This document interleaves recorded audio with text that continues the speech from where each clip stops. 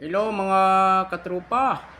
October 15, 2025, nagbigay tayo ng warning na mag-ingat yung mga maraming kabahayan, especially Metro Manila, yung semi-squatter or squatter area kasi matitinding mga sunog ang mangyayari. October 15 natin yan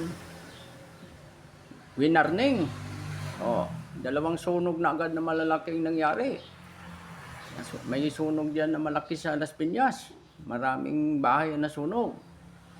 Nakarang araw, October 22, sa Katmon, Malabon na naman, matitindi na namang residential fire.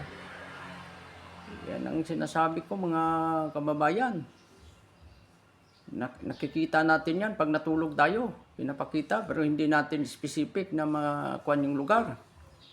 Pero ang sinasabi, within Metro Manila at malalaking mga syudad, squatter o semi-squatter, magkakaroon ng matitinding sunog ngayong October 2025 hanggang October of 2026. Yan mga kababayan, ingat po tayo.